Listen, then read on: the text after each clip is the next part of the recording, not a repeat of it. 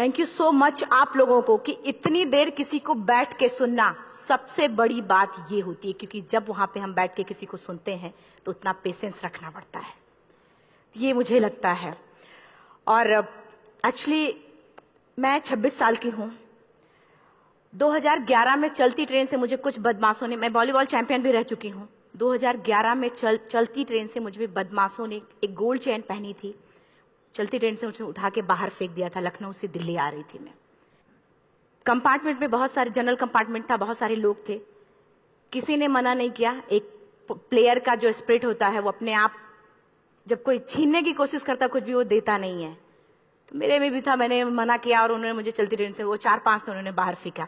दुर्भाग्य ये था कि उसी समय दूसरी ट्रैक से ट्रेन आई और मैं उस ट्रेन में टकराई, फिर नीचे गिरी, दोनों ट्रेनें निकल गईं। कुछ देर बाद मैंने हाथ को ऐसे रख के उठने की कोशिश किया तो देखा कि मेरा पैर कट चुका था। थाई को उठा के देखा, मेरा पैर ऐसे जीन्स में लटका हुआ था, ब्लड फोर्सफुली निकल रहा, दूसरे पैर की हड्डियां टूट टूट के बाहर निकल चुकी थी। पूरी रात मैं चिल्लाती रही ट्रैक पे, छोटे छोटे पत्थर होते ऐसे चिल्लाती रही कि कोई बचा ले, कोई नहीं आया बचाने। और जब पूरी रात चिल्लाते चिल्लाते इतना कि मुझे दिखाई भी देना बंद हो गया, जब ट्रेन आता था तो वाइब्रेट होता था। इतना ही नहीं, फ्री का इनविटेशन भी लोगों को मिल गया था, कुछ लोगों को। ट्रैक पे आपने ट्रेन की ट्रैक पे छोटे छोटे चूहे देखे होंगे, मेरे कटे हुए पैर पे आग के मेरे पैर कुतर रहे थे। मैं ब्रेन कॉन्शियस मेरा पूरा काम कर रहा था मेरे, लेकिन बॉडी में कोई भी मूवमेंट नहीं था। पूरे पल में वही चीजें सोच कि कैसे मैं अपने आप को कैसे बचा पाऊं। लेकिन करीब पूरी रात ऐसे बीता। सुबह गांव वालों ने मुझे बरेली डिस्ट्रिक्ट हॉस्पिटल यूपी में है, वहां पे हुआ था ये। सुबह गांव वालों ने मुझे उठाया, डिस्ट्रिक्ट हॉस्पिटल ले जाके रखा, तो फार्मासिस्ट, डॉक्टर, सीएम जितने लोग थे आपस में बातें कर रहे, अरे हमारे पास तो एनेस्थीसिया नहीं है, ब्लड नहीं है, इसका इलाज शुरू करें तो हम कैसे करें। मुझे भी नहीं दिखाई तो नहीं, लेकिन मेरा सुनाई दे रहा था सब कुछ वहां पे। कहां से हिम्मत आई मुझ में, मुझे भी नहीं पता। मैंने बोला वहां पे कि सर जब मेरा पूरा पैर कटा, तब मैंने इतनी देर रेलवे ट्रैक पे थी, मैं उस चीज को बर्दाश्त किया, तो अभी तो आप मेरे अच्छे के लिए मेरे पैर काटेंगे। शायद आपको यकीन नहीं होगा, या फिर कभी आप लोगों ने ये चीज नहीं देखी, कोई डॉक्टर या फार्मासिस्ट अपना ब्लड दे के किसी पेशेंट को बचाया। मेरी इस बात को सुनने के बाद वहां के डॉक्टर और फार्मासिस्ट दोनों ने एक एक यूनिट ब्लड दिया और मेरे पैर को बिना एनेस्थीसिया अलग कर दिया गया। आज भी मैं उस दर्द को महसूस करती हूँ। जब भी मैं जब बोलती हूँ तब मैं वो चीजें महसूस करती हूँ। उसके बाद जब बात मीडिया में आई, लोगों को पता चला कि रिमा नेशनल प्लेयर है, KGMC king George medical college Lucknow में एडमिट करा, लखनऊ से फिर sport minister, AIIMS trauma centre Delhi. तब तक सब ठीक ठाक चल रहा था, प्लेयर होने की वजह से अच्छा ट्रीटमेंट मिलना शुरू हुआ। करीब 4 महीने मैं एम्स में रही। एम्स में रहने के बाद जब मैं थोड़ा ठीक हुई, करीब 25 दिन बाद जब ठीक हुई, न्यूज़पेपर में गोल गोल लिख के आ रहे कि अरुणिमा के पास टिकट नहीं था, अरुणिमा ट्रेन से कूद गई। उसका खंडन किया घर वालों ने, फिर बोला कि अरुणिमा सुसाइड करने गई थी। जिस लड़की का शरीर का एक अंग कट चुका, पूरी जिंदगी का पता नहीं कि व्हील चेयर है, बैसाखी या पता, यहां तक कि मेरे स्पाइन में 3 फ्रैक्चर था, मुझे ये भी नहीं पता था कि मैं बेड से उठ भी पाऊंगी कि नहीं। अंदाजा लगाया जा सकता, सिर्फ अंदाजा लगाया जा सकता है कि उसकी दिलो दिमाग पे क्या चल रहा होगा, उस परिवार की क्या स्थिति रही होगी, जब जिस परिवार की एक यंग एज लड़की का इस तरीके का सिचुएशन हुआ हो। फिर भी कहते हैं कि जहां चाह होती वहां राह मिली जाती है। एम्स के हॉस्पिटल के बेड पे मैंने डिसाइड किया, क्योंकि अपनी बातें हम चिल्ला चिल्ला के करें, वो सिस्टम की इतनी हाई लेवल की बातें हो रही थी कि हम एक मध्यम वर्गीय फैमिली से थे, हम अपनी बातें चिल्ला चिल्ला के कह रहे थे, लेकिन कोई नहीं सुन रहा था। लेकिन कहते हैं मैंने अपने दिल, दिमाग, अंतरात्मा से ये चीज सोच लिया कि ठीक है, आज आपका दिन है, जितना चाहो बोल लो, एक दिन तो मेरा दिन आने वाला, मैं प्रूफ कर दूंगी कि मैं क्या हूं, मैं क्या थी, ये मैं प्रूफ कर दूंगी। हॉस्पिटल के बेड पे डिसाइड किया वॉलीबॉल नहीं, लाइफ का सबसे टफ गेम करना है, तब मैंने माउंटेनिंग चुना। जब मैंने माउंटेनिंग कहने और करने में बहुत फर्क होता है। जब मैंने माउंटेनिंग की बात सोची और लोगों के सामने, सबसे बड़ी चीज थी सही गाइडेंस में ट्रेनिंग लेना, दूसरा स्पॉन्सरशिप। इतना बड़ा एक साथ तो मैंने 40 से 50 लाख मैंने वाकई में कभी नहीं देखे थे पहले। मेरे लिए बहुत बड़ी चीज थी वो इकट्ठा कर पाना।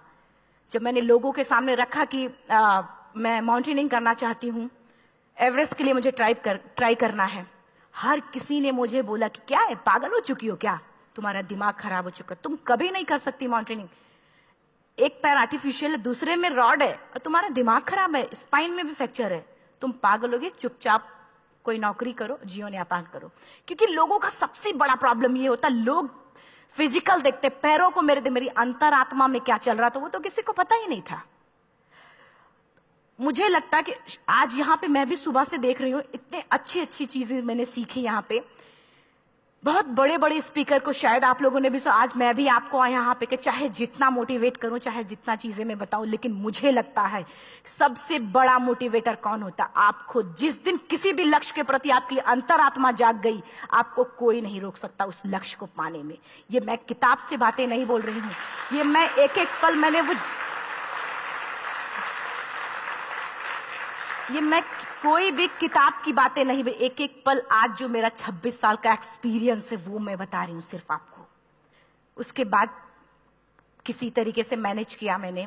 भाई साहब, मेरा परिवार मेरा बैकबोन था।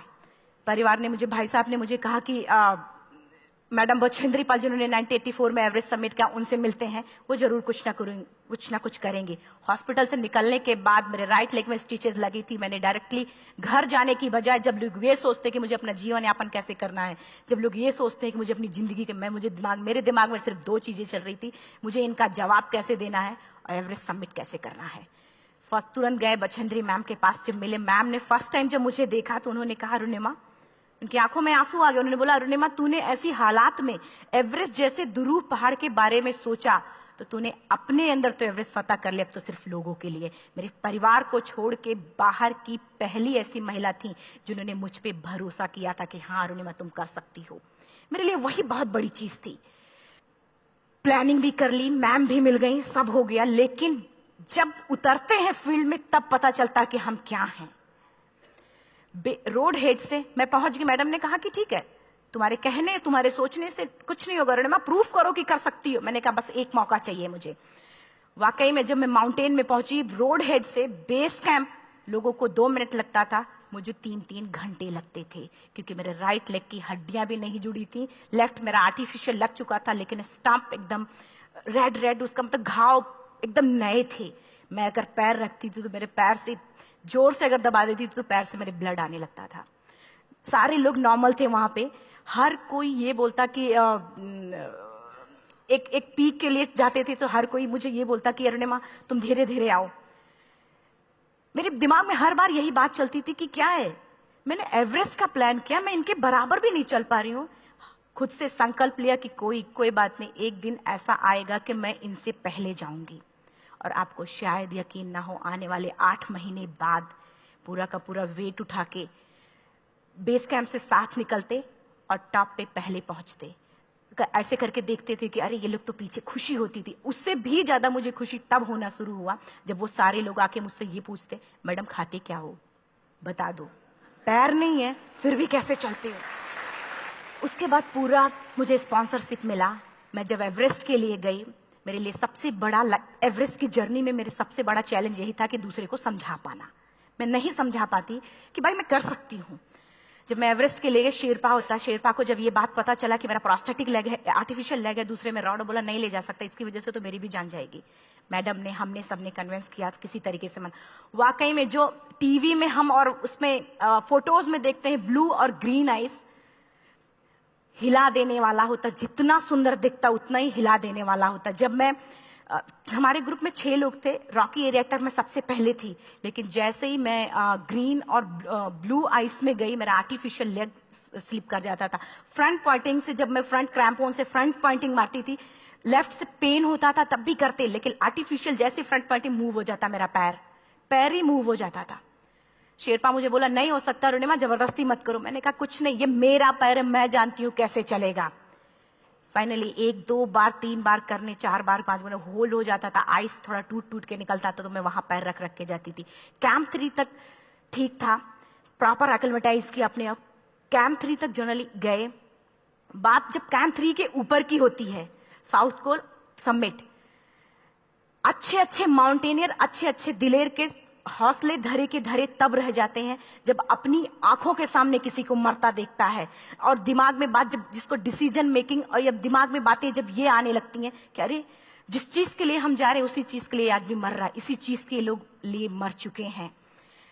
रात में क्लाइंबिंग, ज्यादा से ज्यादा माउंटेनिंग रात में की जाती है क्योंकि वेदर शांत होता है। जब मैं रात में निकली साउथ कोल्ड से, कैंप 4 से, मेरी हेडलाइट जिधर ही हेडलाइट जा रही थी उधर ही डेड बॉडीज मुझे नजर आ रही थी।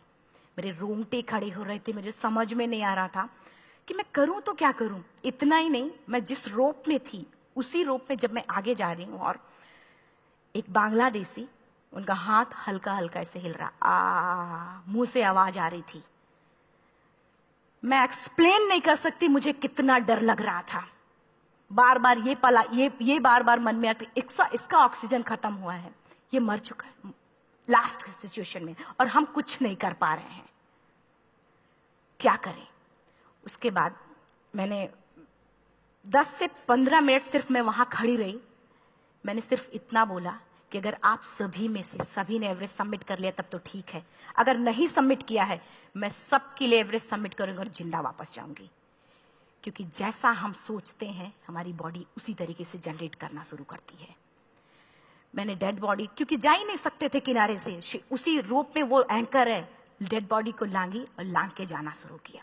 हिलेरी स्टेप साउथ समिट के करीब जब मैं खुद पहुंची, मेरे शेरपा ने एक जोर से झटका मुझे दिया कि अरुणिमा वापस चलो, तुम्हारा ऑक्सीजन खत्म हो रहा है। हिलेरी स्टेप के बाद एवरेस्ट समिट है, थोड़ा चलने के बाद एवरेस्ट समिट है। अगर कोई आपसे ये बोले, आप अपने टारगेट के इतने करीब हो, अगर कोई आपसे ये बोले कि अरुणिमा वापस चलो, कैसा लगता है? मैंने भी यही बोला, सर क्या बोल रहे हो आप, मैं नहीं जाऊंगी वापस। बोले अरुणिमा जिंदगी रही, दोबारा ट्राई करना और एवरेस्ट समिट हो जाएगा दोबारा तुम्हारा। मैंने कहा नहीं, ये आप जिंदगी में गोल्ड चांस बार बार नहीं आते, लाइफ में कभी कभी आता है, ये आपके ऊपर आता, आप उसको पकड़ के रखते हो या फिर छोड़ देते हो। मैं अपना गोल्ड चांस कभी नहीं, क्योंकि मैं जानती थी मुझे स्पॉन्सरशिप बहुत मुश्किल से मिला, एक बार अगर मैं छोड़ देती दोबारा मुझे कभी नहीं मिलता। मैं बहुत अच्छी तरीके से जानती थी। मेरा फाइनली मुझे बछेंद्री मैम ने भी एक बार बात समझाई थी, मेरी माँ ने मुझे एक बार बताया था कि लाइफ में कभी कभी सिचुएशन ऐसी आती है जब सिर्फ आप अकेले होते हो, डिसीजन सिर्फ आपको लेना होता है। जहां पे भी होना, खड़े होकर हल्का सा पीछे मुड़कर देखना और ये सोचना कि आप एक एक कदम चल के यहां तक पहुंचे हो, सिर्फ अपना एक कदम आगे बढ़ाना, तुम देखना कुछ देर बाद तुम टॉप पे होगी। मेरे दिमाग में उनकी बातें वीडियो की तरह चल रही थी और सिर्फ एवरेस्ट का टॉप चल रहा था। मैंने शेरपा को पहले कन्विंस करने की कोशिश की कि भाई चल, कुछ नहीं होगा भाई चल। फाइनली जब वो नहीं माना, मैंने एक कदम आगे बढ़ाया, डिसीजन लिया कि नहीं, जाना ही जाना है। आगे बढ़े, करीब 1 से 1.5 घंटे बाद मैं टॉप पे थी। और इतना ही नहीं, आज भी मैं जितनी बार बोलती हूं उतनी बार मैं महसूस करती हूं, मेरे रोंगटे खड़े हो जाते हैं, मेरा दोनों हाथ ऊपर करके जोर जोर चिल्लाने का मन कर रहा, कितनी जोर से चिल्लाऊं कि सबको बता दूं कि आज मैं टॉप ऑफ द वर्ल्ड पे हूं। उन लोगों को बता दूं जो लोग ये सोचते हैं, लड़की, दूसरे विकलांग, तीसरे मिडिल क्लास में, जो लोग एक बार हार के फिर दोबारा लड़ना नहीं चाहते, जो लोग हारने के बाद सोचते हैं कि हम दोबारा कुछ कर नहीं सकते, उन लोगों को मैं चिल्ला चिल्ला के टॉप से बताना चाहती थी कि नहीं, आप सब कुछ कर सकते हो। सिर्फ एक सोच की विकलांगता, हैंडीकैप आदमी यहां से होता है, यहां से नहीं। अगर यहां से जो आदमी विकलांग है तो नॉर्मल आदमी भी विकलांग है, जो अगर यहां से विकलांग है। चिल्ला चिल्ला के मैं बताना चाहती थी। मैंने शेरपा से कहा कि आप एक फोटो खींच लो, क्योंकि सारे लोग फोटो, अपना नेशनल फ्लैग का जो वैल्यू होते हैं ना, वो जो हम कहीं बाहर होते हैं तो पता चलता है। मुझे भी बहुत खुशी हो रही थी, फ्लैग को हग किया और बोला फोटो खींचो। बोला पागल हो गई है, तेरा ऑक्सीजन कभी भी खत्म हो जाएगा, नीचे चल। नहीं, फोटो खींच लो। फोटो खींचा उसने। वो तो अगली बार इतना तेज गुस्सा हुआ, मैंने उसको बोला कि भाई वीडियो भी बना ले। 8848 की हाइट पे ऑक्सीजन खत्म हो रहा है, आज हम भी हंस रहे हैं आप लोगों के साथ क्योंकि यहाँ पूरा ऑक्सीजन है। और 8848 की हाइट पे जब मुझे शेरपा, कोई भी शेरपा को बोलेगा भाई वीडियो बना, तो परेशान हो जाएगा, पागल हो चुकी क्या, तुम मर जा, यहाँ मैं जा रहा हूं नीचे। मैंने कहा नहीं, कुछ नहीं होगा, आप बनाओ वीडियो। किसी तरीके से मैं 4-5 पेयर बैटरी रख के लेके गई कि डिस्पोजल कैमरा, एक अलग कैमरा की, मतलब एक नहीं काम करेगा तो दूसरा करेगा, प्रॉपर प्लानिंग से।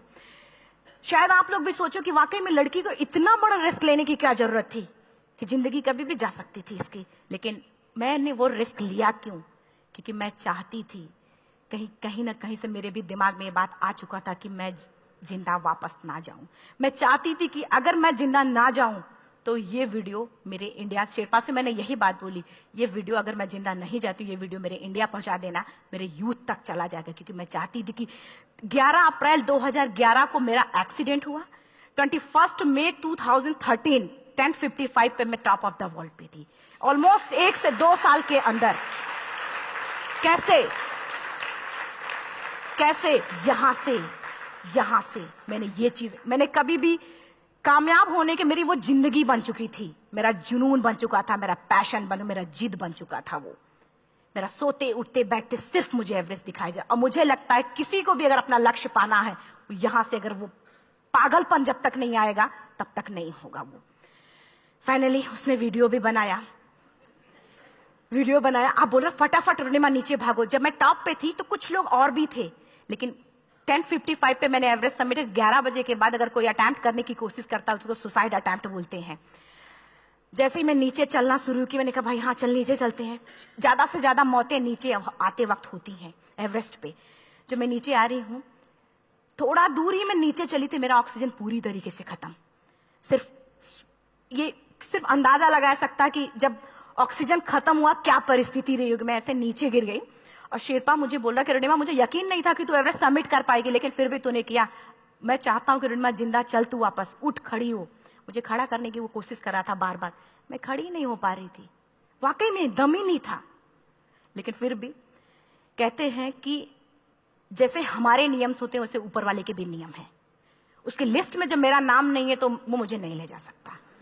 अगर दूसरी चीज, मेरा कॉन्सेप्ट एकदम क्लियर हो चुका था। जब रेलवे ट्रैक पे मैं थी, रेलवे ट्रैक पे 7 घंटे में पड़ी थी, 49 ट्रेन अप डाउन हुई थी, तो मेरा कॉन्सेप्ट एकदम क्लियर हो चुका था। इसका मतलब है कि ऊपर वाले ने अगर मुझे कुछ बचाया है तो कुछ ना कुछ इतिहास रचने के लिए बचाया है। मैंने पॉजिटिव तरीके से सोचा। और उसी समय एक ब्रिटिश क्लाइंबर नीचे से ऊपर आ रहा था और उसके पास 2 ऑक्सीजन, तो उसने एक को वहीं फेंका और दूसरे को लेके नीचे जाना शुरू किया क्योंकि वेदर खराब था। मेरा शेरपा मुझे एंकर किया और जाने लगा नीचे, और वो फटाफट उसको लेके आए, मुझे लगाया। उसने बोला रुनिमा तू बहुत लकी है कि तुझे यहाँ पे ऑक्सीजन मिला है। वाकई में ऊपर वाला भी चाहता कि तू जिंदा रहे। वो मुझे बार बार लकी लकी बोल रहा था। शायद आप लोग में से भी कोई होगा कि जो लक और भाग्य जैसी चीजों पे यकीन करता हो, या पता नहीं भी। मैं किसी की भावनाओं को ठेस नहीं पहुंचाना चाहते, लेकिन मैं किसी भी चीजों पे भरोसा नहीं करती, क्योंकि मेरा मानना है कि लक भी उसी का साथ देता है जिसके अंदर जीतने का जज्बा है। अगर आपके अंदर जीतने का जज्बा नहीं है, चारों तरफ सिर्फ बहाने होते हैं, सिर्फ बहाने, इतना सारा एक्सक्यूज होता। शायद मैं भी अगर वापस आ गई होती तो मैं बोल देती मेरा ऑक्सीजन खत्म है, कोई मुझसे पूछने ना, बछेंद्री मन ना मेरा परिवार, कोई भी मुझसे मुझे पूछने नहीं आता। लेकिन क्या कभी मैं अपने आप को समझा पाती? कभी नहीं। फाइनली जो भी था, लक भाग्य किस्मत में नीचे आ रही थी, बहुत खुश थी। माउंटेन, डेड बॉडीज, मेरा शेरपा, ये लोग थे। मैं किसी से शेयर भी नहीं कर पा रही थी कि अरे मैंने एवरेस्ट सबमिट किया, किसी से शेयर भी नहीं कर पा रहे थे। फटाफट मैंने नीचे हील मार मार के, हमारे से हील मार मार के नीचे आ रहे थे। एकाएक मेरा प्रोस्थेटिक लेग, पूरा का पूरा लेग ही निकल गया। -60 डिग्री तक टेम्परेचर डाउन हो जाता है एवरेस्ट पे। मेरा हाथ वगैरह ये सब ऐसे मूवमेंट, ऐसे मुड़ नहीं रहा था, ब्लड निकलने लगा था, ये सब यहाँ पे। मुझे शेरपा से मैं बोल रही हूँ कि ऑलरेडी मेरा पैर कटा हुआ है, अगर दिमाग में ये बात है कि मेरा हाथ भी काटना पड़ेगा, कैसा लगेगा मेरा दिमाग। क्योंकि ये ऐसा मूवमेंट, रेड 3 स्टेज होती हैं। रेड मेरा हो चुका था, रेड, ब्लैक, ब्लू, ब्लैक हो तो काटना पड़ेगा। तो बार बार मैं बोल रही हूँ शेरपा से कि भाई हाथ मेरा कुछ हो रहा है, इसमें मूवमेंट नहीं हो रहा है, यहाँ सबसे ब्लड हो रहा है। बोला रुनिमा कुछ नहीं, जितना नीचे जाएंगे उतना अच्छा होगा। प्रोस्थेटिक लेग मेरा निकल चुका है, मैं रुकी हूँ, मेरा ऑक्सीजन चल रहा, बड़े मुश्किल से, लक भाग्य किस्मत जो भी था मुझे मिला था। शेरपा मेरे आगे है, लास्ट मोमेंट तक वो मुझे बोलेगा, अगर वो मैं नहीं चलती वो मुझे छोड़ के चला जाए। गलती उसकी भी नहीं होती, क्योंकि वो क्या करे, क्लाइंबर की वजह से, या तो अपनी जान वो भी दी, गलती उसकी भी नहीं है। लास्ट में मेरी आंखों से आंसू निकलने लगा। मैंने सोचा क्या करूं अब। रोने अपने आप आंसू ने कहीं ना कहीं से आ ही जाता है।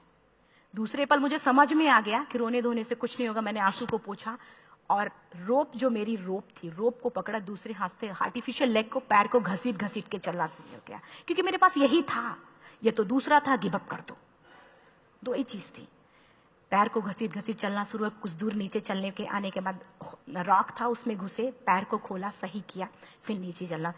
Camp 4 to summit to camp 4 3500 feet है, और इसमें टोटल जनरली लोग 16 से 17 घंटे में सबमिट कर लेते हैं।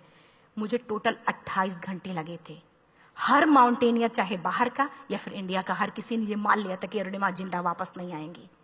हर किसी ने ये चीज मान लिया था। लेकिन मुझे लगता, जब मैं वापस साउथ कोल पहुंची, जब मैं टेंट का जिप खोला, मैंने हर किसी ने कहा कि अरे तू यहाँ है, हम तो सब सोच लिए थे तू चली गई। हर किसी ने ये बोला था। फिर सब खुशी मना रहे थे हम सब। देखिए, ये सब बताने का मेरा सिर्फ एक मकसद था कि सब कुछ हम में है, हम जैसा चाहे वैसा कर सकते हैं। ऑलरेडी टाइम हो चुका है। मैं एक चार लाइन की पंक्ति सिर्फ बोलूंगी। मैं एक्चुअली, मेरा एम है कि मैं वर्ल्ड के जो कॉन्टिनेंट है, कॉन्टिनेंट के हाईएस्ट पीक समिट करूं। एशिया का एवरेस्ट हो चुका है, अफ्रीका किलिमंजारो हो चुका है, यूरोप का एल्ब्रुस हो चुका है। 23 नवंबर को मैं जा रही हूँ ऑस्ट्रेलिया हाईएस्ट पीक के लिए। बस आप लोगों की गुड विशेस चाहिए। और 4 लाइन, अभी तो इस बाज की असली उड़ान बाकी है, अभी तो इस बाज की असली उड़ान बाकी है, अभी तो इस परिंदे का इम्तिहान बाकी है, अभी अभी मैंने लांघा है समुद्रों को, अभी तो पूरा आसमान बाकी है। Thank you so much. Thank you.